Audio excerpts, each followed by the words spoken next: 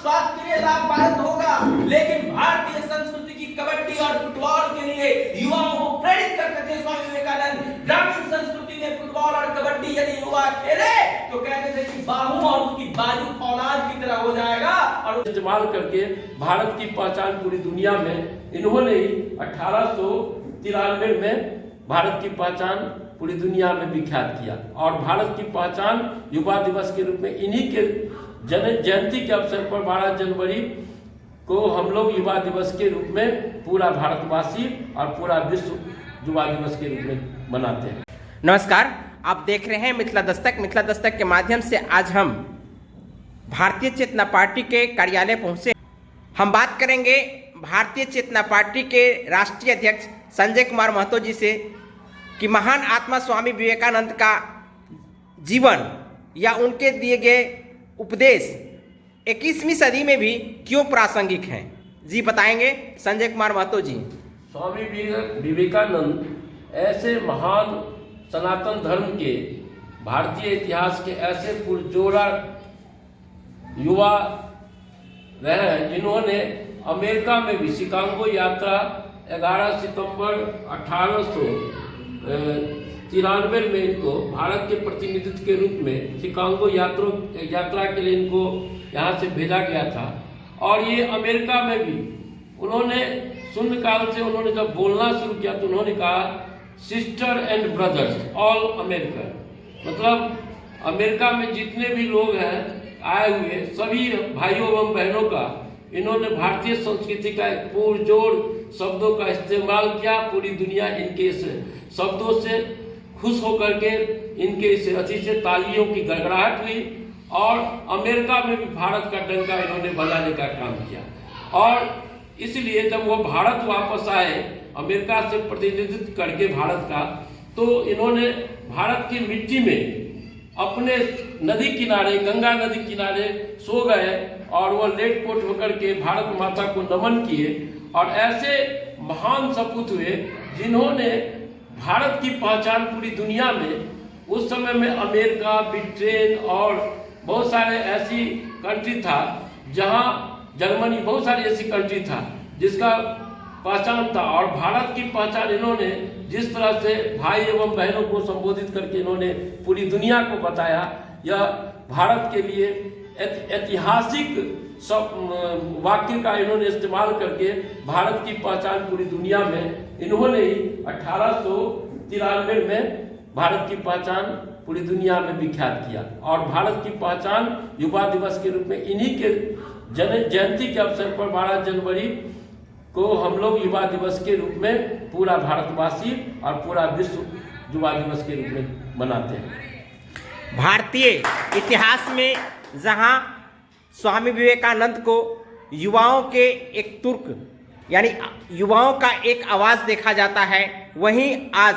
स्वामी विवेकानंद की प्रासंगिकता 21वीं सदी में अभी भी क्यों है और उनके सपनों को किस प्रकार साकार किया जा सकता है।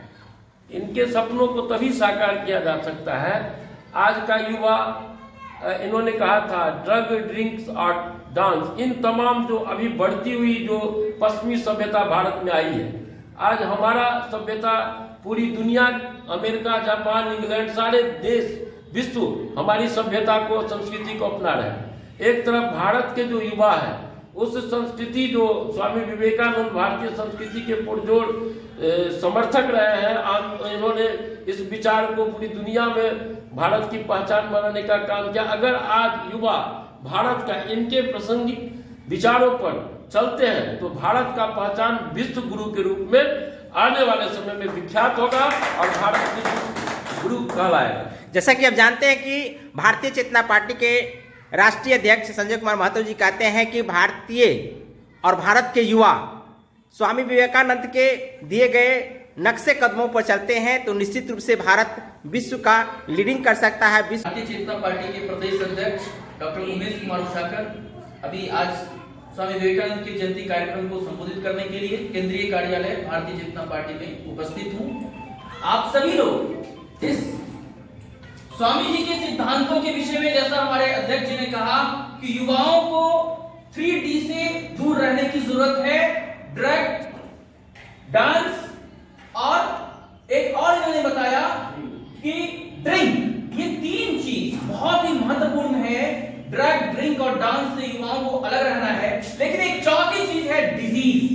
बीमारी। स्वामी जी को एक सर्वे के अनुसार एक किताब में हम लोगों ने पढ़ा कि 31 से अधिक रोग थे, लेकिन फिर भी स्वामी जी अपने लक्ष्य को हासिल करने के लिए उन सारे रोगों से लड़ते हुए, जूझते हुए पूरे विश्व स्तर पर परचम लहराए अपने सिद्धांतों का, अपने उद्देश्यों का। और इस तरीके से हमने देखा कि कई नए परंपरा को स्थापित करते हुए भारतीय संस्कृति की झंडा को पूरे विश्व पटल पर उन्होंने स्थापित किया। ऐसे में सन्यासियों को प्रतिरोध था कि वे समुद्र की यात्रा न करें। स्वामी विवेकानंद एक ऐसे प्रथम सन्यासी हुए भारतीय संस्कृति के जिन्होंने समुद्र को नाधा और केवल हिंद महासागर नहीं, 7 समुद्र पार अमेरिका के चिकागो शहर में जाकर के समुद्र यात्रा करने के बाद पूरब की संस्कृति को उन्होंने स्थापित किया। हिंदू रीति रिवाज, आदि देवी देवता, सनातन धर्म के सिद्धांतों को उन्होंने बताया और उन्होंने कहा कि आप जैसा सोचेंगे वैसा ही हो जाएंगे,